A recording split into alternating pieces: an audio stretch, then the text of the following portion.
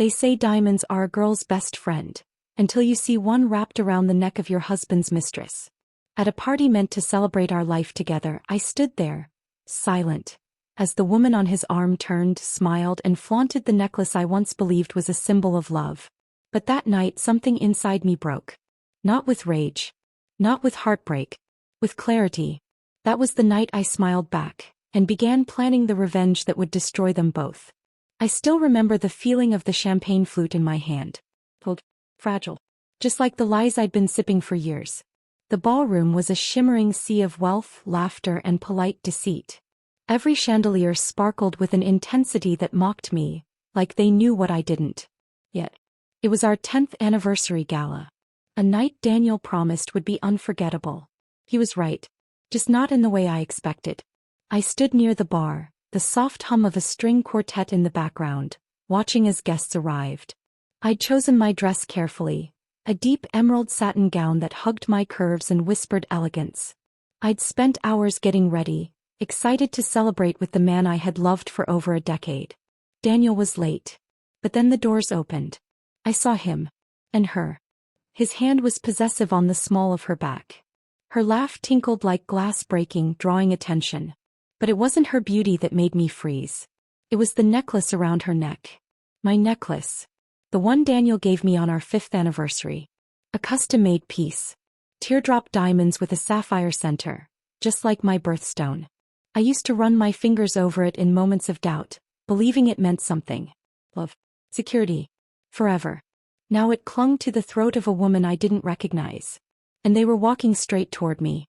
She was young. Maybe 10 years younger than me. Golden skin, legs for days, a silk red gown slit dangerously high. I noticed how Daniel looked at her, like she was his prize. Darling, he said as if nothing was wrong, I want you to meet Candace. She's a new consultant on the expansion project. Consultant? I looked at him. Then at her. Then at the necklace. Lovely to meet you, I said, smiling so wide my cheeks ached. I see you're already wearing company assets. Candace blinked, confused. Daniel tensed.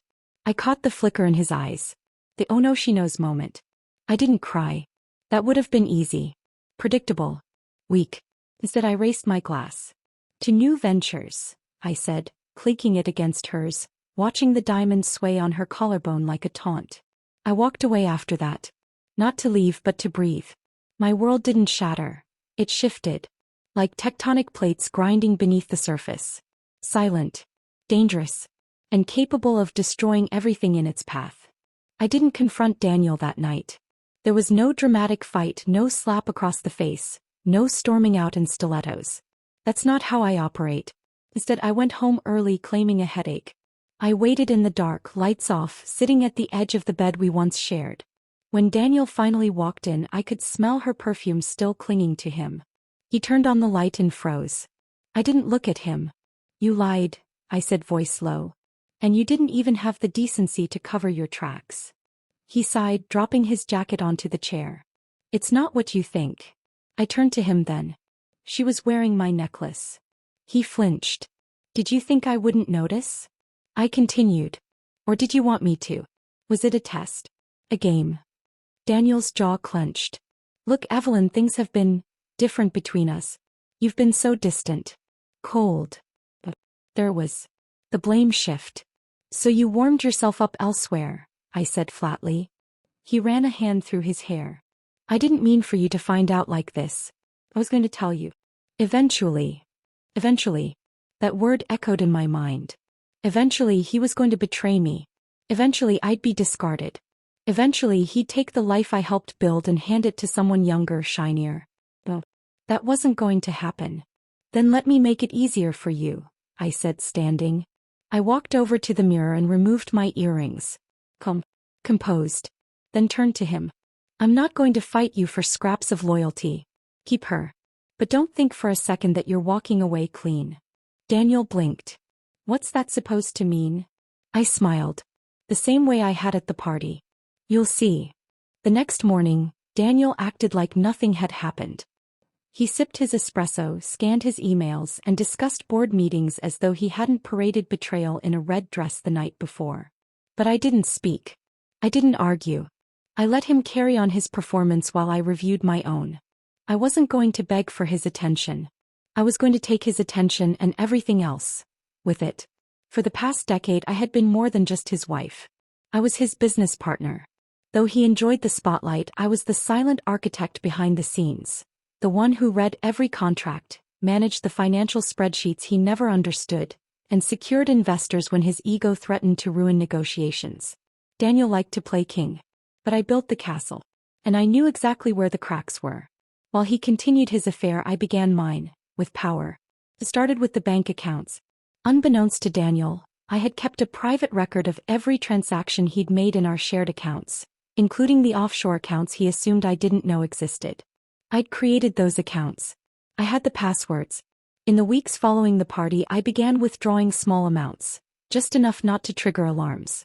I moved the funds into a trust under my name, masked by a shell company I registered years ago for emergency purposes. Funny how betrayal speeds up emergencies. Then came the real gem, the original charter for DE Holdings, our real estate firm. When Daniel and I launched the company, we made the critical error of listing ourselves as equal co-founders. In truth, he needed my credit and connections to secure the seed money. But he forgot one clause I had written in at the time. The clause that gave me the right to vote with power of attorney in any major acquisition decisions if he was proven ethically compromised. And oh, was he compromised? I visited the legal firm we both used and sat across from a man named Victor Grant, our longtime legal advisor who still believed I was the brains and heels. He smiled warmly when he saw me. I heard about the party, Victor said, his voice cautious. It was mine, I said evenly. And I need to invoke Section 17C of our charter. He blinked. Are you certain? I slid a manila folder across the desk. Inside were photographs. Candace, Daniel, and the very necklace, still listed under our insurance policy as my personal asset. Evidence of misappropriation, infidelity, and reputational risk. Victor whistled low. You've been preparing. I'm just getting started. The next strike came through the boardroom. Daniel loved playing executive. He liked walking into meetings with flashy suits, dramatic pauses, and buzzwords that made him feel important. But the senior partners respected me. They had seen who handled the messes, who saved the sinking projects, who kept the books clean and the clients happy. At our next quarterly meeting, Daniel entered late, arm around Candace, who now had a shiny badge that read Creative Strategy Consultant. Several board members exchanged glances. I simply stood, took my place at the front, and began the presentation without acknowledging either of them. I outlined our profits, our expansion forecast, and then with a calm smile, I introduced a motion to restructure. Effective immediately, I said, flipping to the next slide, I'm requesting a vote to review all non-disclosed third-party consultant contracts, particularly those with conflict of interest implications. Candace paled. Daniel stiffened. And, I continued, to invoke my rights under Section 17C of the founding charter to assume majority vote on behalf of the co-founder, due to documented ethical violations. A long silence followed. Victor, seated at the far end, confirmed the legality. When the vote passed, Candace stormed out.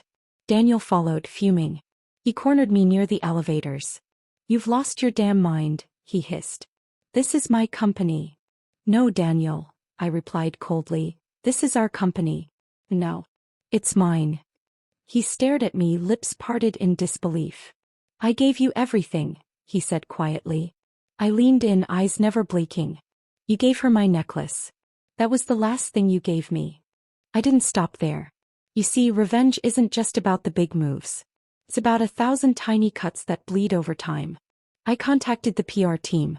Quietly rebranded the company's image to reflect female leadership and empowerment. I gave interviews that subtly hinted at resilience, loyalty, and integrity, without ever mentioning the betrayal. Clients pulled out. Sponsors questioned ethics. Investors asked for my opinion, not his. I watched him falter in meetings. He began drinking more. His confidence cracked. Candace, no longer invited to events, complained of being used for show. Eventually she stopped showing up altogether. But I kept rising. I expanded into digital properties. Bought out a small startup Daniel once mocked me for suggesting. I tripled its value in 6 months. And then I did what I always knew I would. I took the necklace back.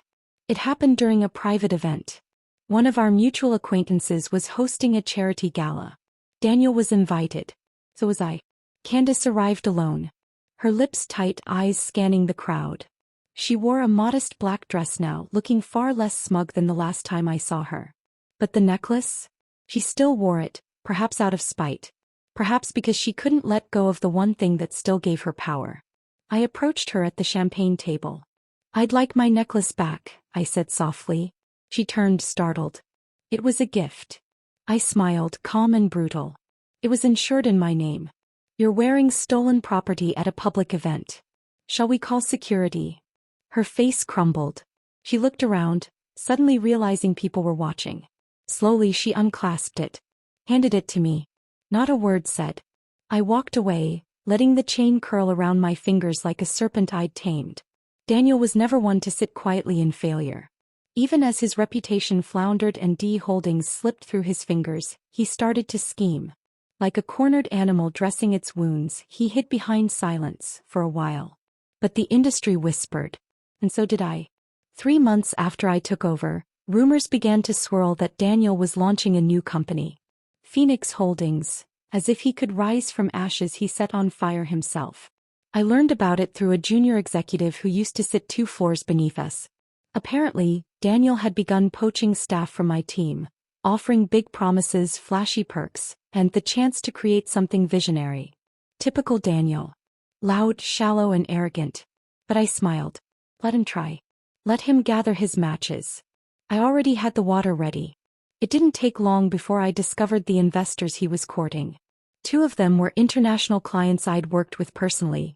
People who'd trusted me when D Holdings was a small idea scribbled on napkins. People who believed in me, not him. So I invited them to dinner.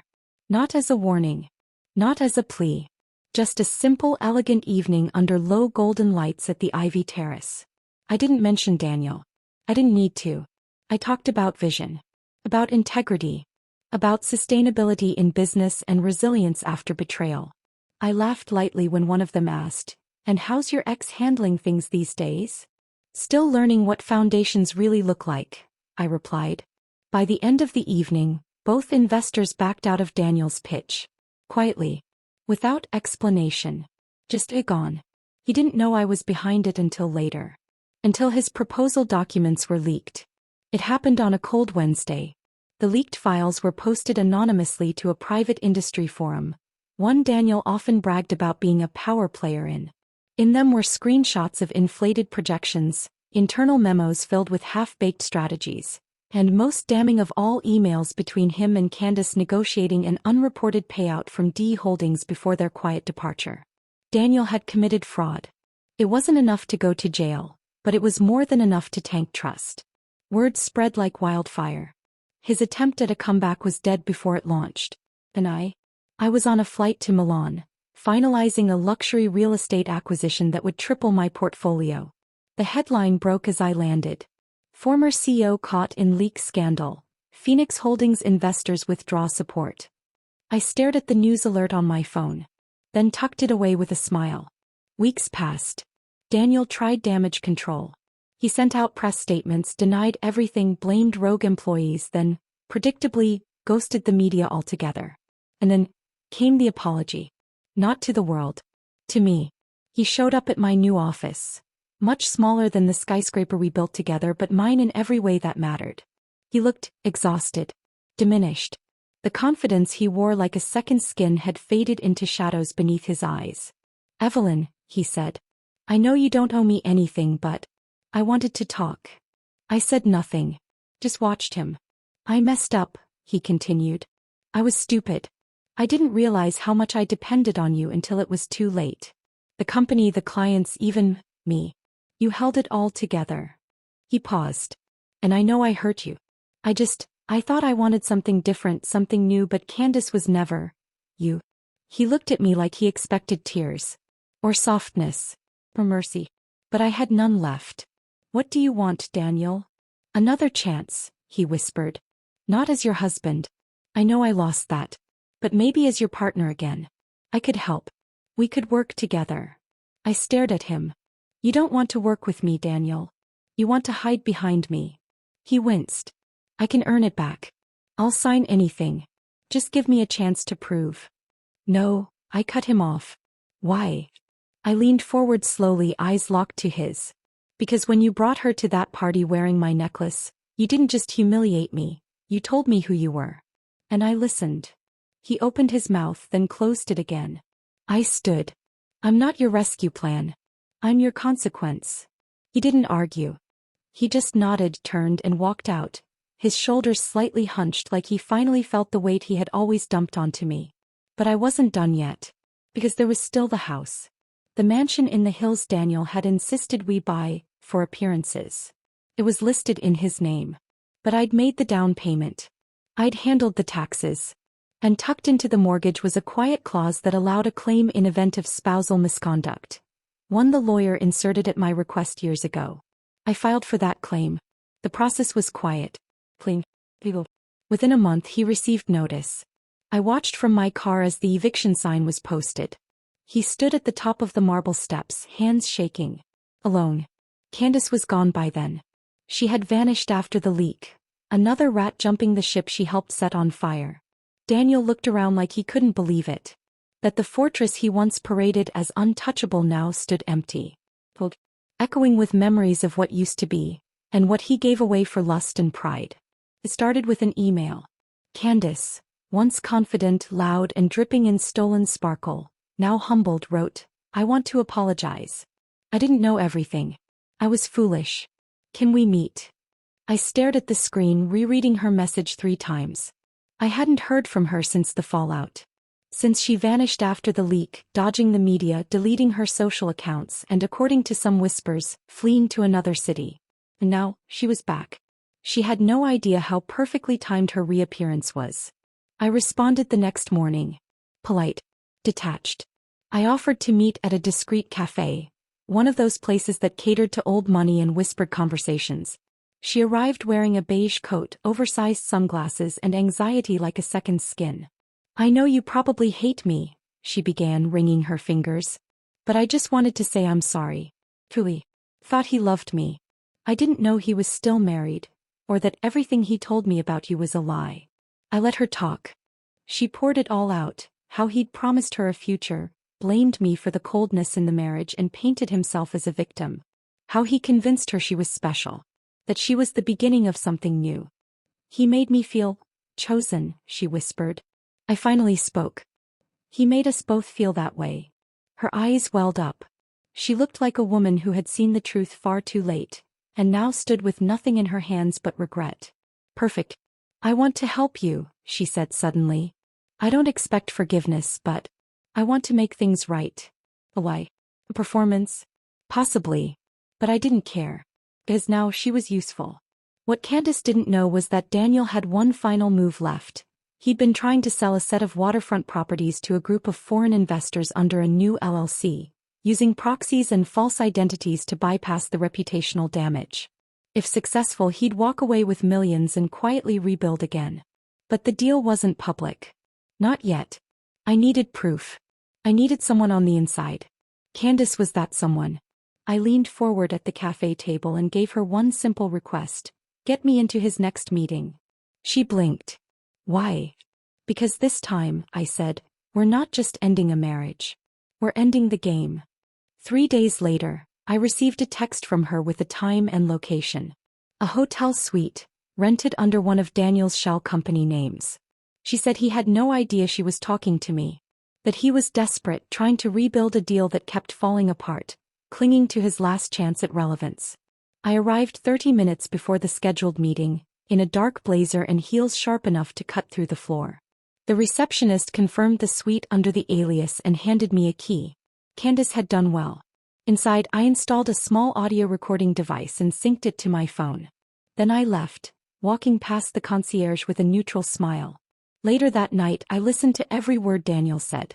He boasted, claimed my company had failed, that he was simply waiting for the right moment to rise again. He painted Candace as a former lover turned loyal assistant. Again. And promised things he couldn't deliver. Then came the kicker.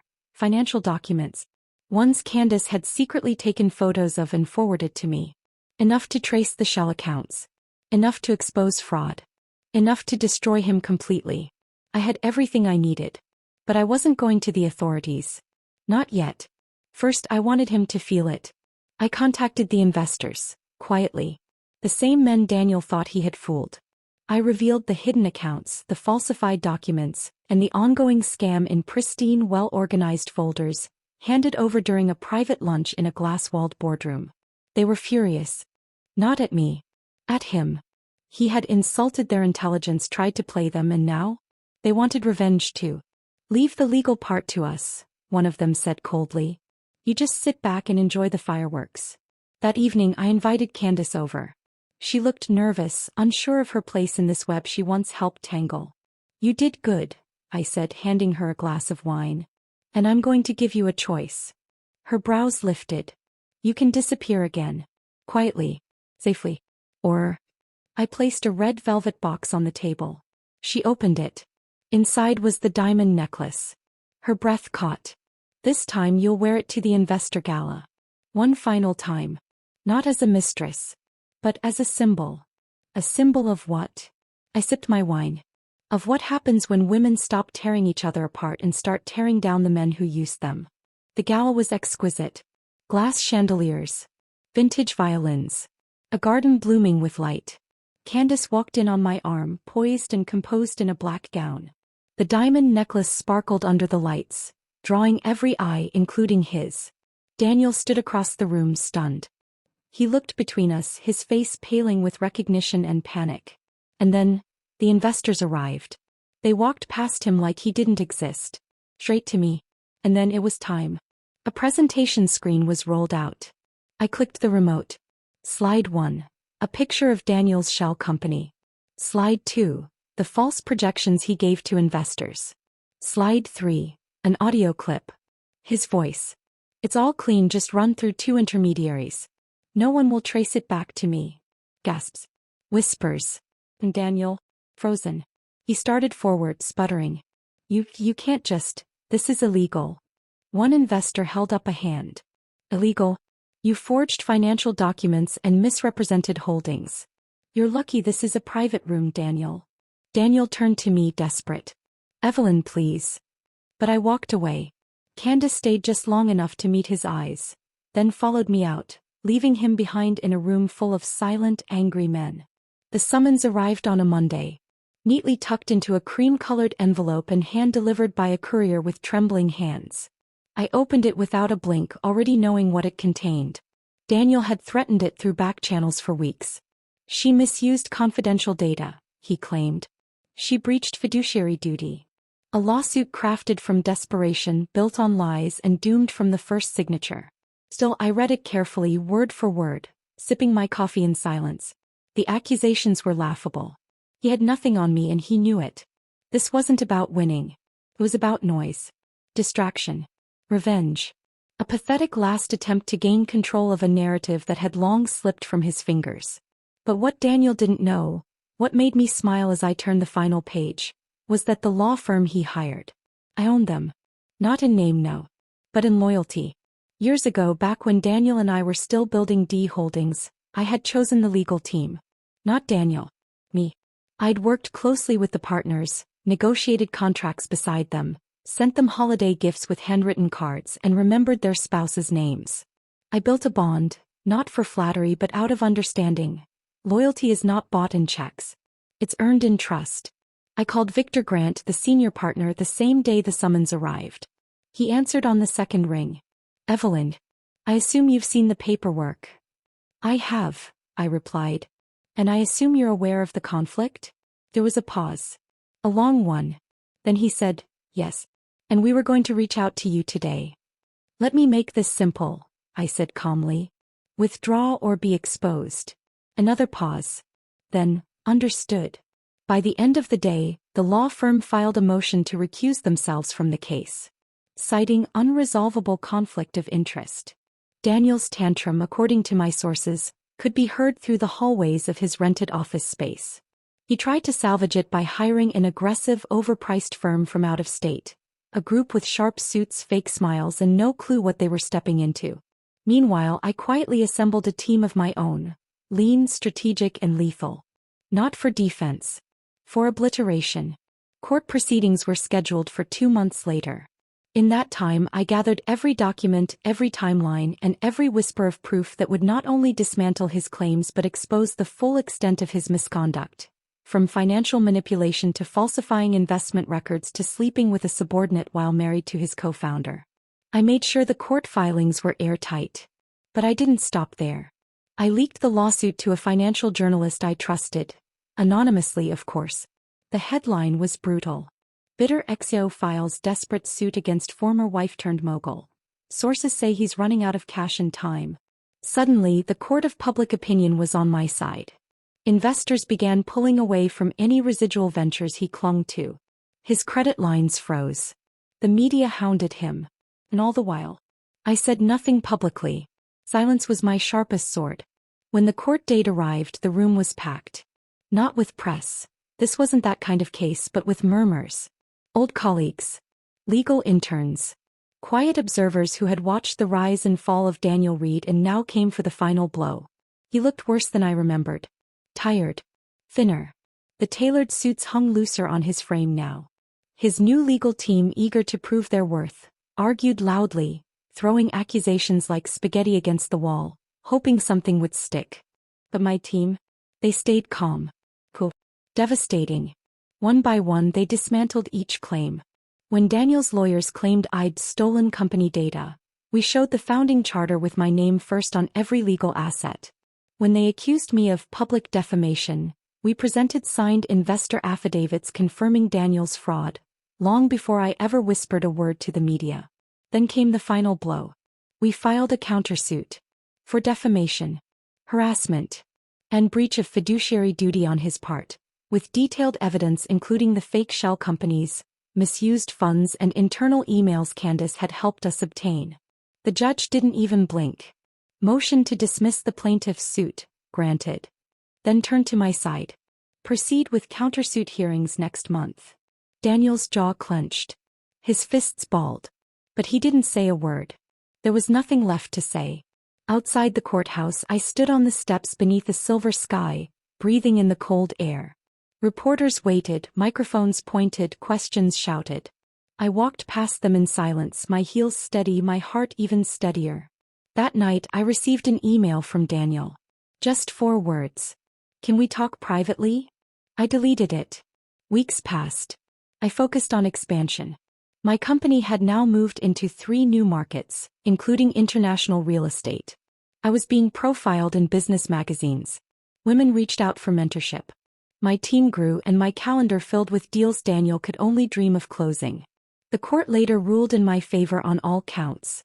Daniel was ordered to pay damages. But I didn't want the money. I had the court award transferred into a foundation I established. For women rebuilding after financial betrayal and divorce. I named it the Sapphire Fund. Yes, after the stone in the necklace. Poetic, wasn't it? The skyline shimmered with my name now. Literally.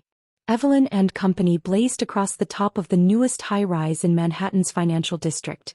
A glass tower that overlooked the same city he once ruled.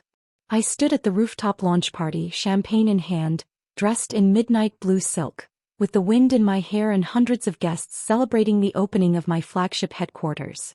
The same reporters who once wrote about my husband's flawless empire, now asked for quotes on resilience, leadership and legacy.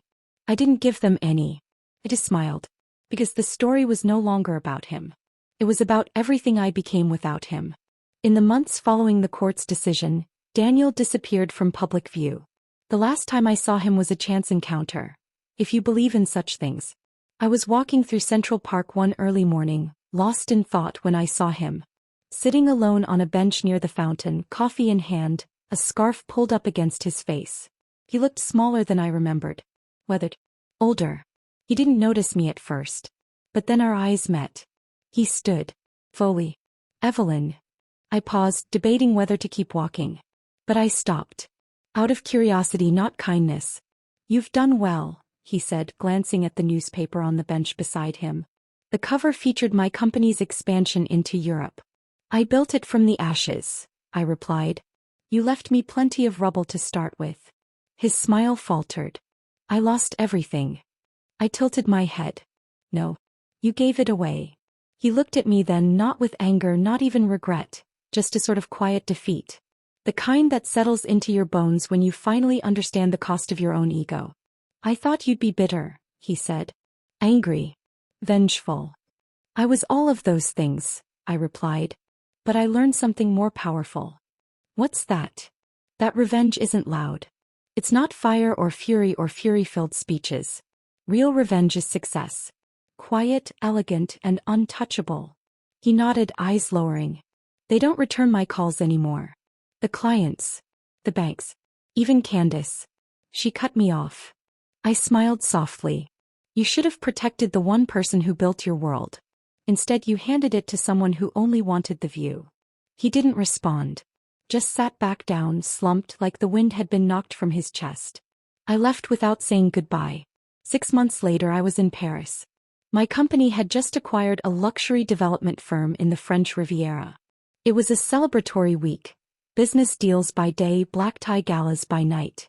As I looked out from the balcony of my penthouse suite, the Eiffel Tower glowing in the distance, I received a message from someone I hadn't heard from in over a year. Candace. Just wanted you to know he's filed for bankruptcy. Total collapse. He blames everyone but himself. Just thought you'd like to know. Hope you're thriving. I didn't respond. There was nothing left to say. Months turned into a year. The company flourished.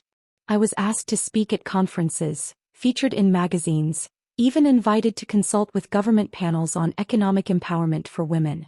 But I never forgot. Not the humiliation. Not the sting of betrayal. Not the quiet pain of watching my life unravel in the form of a red dress and a stolen diamond necklace. I kept the necklace, not as a symbol of pain but of power reclaimed. It now sat in a velvet box in my private office, beside my first business plan, my divorce papers, and the original company charter. My war chest of memories. Proof that I had been broken and rebuilt. Stronger, sharper, smarter. One evening, I hosted a dinner for my executive board at a rooftop garden above our headquarters. The topic turned to legacy. What do you want to be remembered for? One of my board members asked me. I paused, swirling the wine in my glass, then answered. For walking away when they expected me to crawl. For building an empire with grace. And for reminding the world that silence doesn't mean surrender. It means strategy. They raised their glasses. To Evelyn. My name lit the skyline now. Not his. No one whispered about the affair anymore. No one asked what happened to the man who once strutted into rooms with my work behind his smile. They talked about me. My strategy. My growth. My unshakable presence. He brought his mistress to a party once, wearing a necklace he thought would destroy me. But I took that necklace. And built a crown. So let them remember. Revenge doesn't always scream. Sometimes it simply signs checks, opens doors, and smiles at the skyline it owns. Vendi.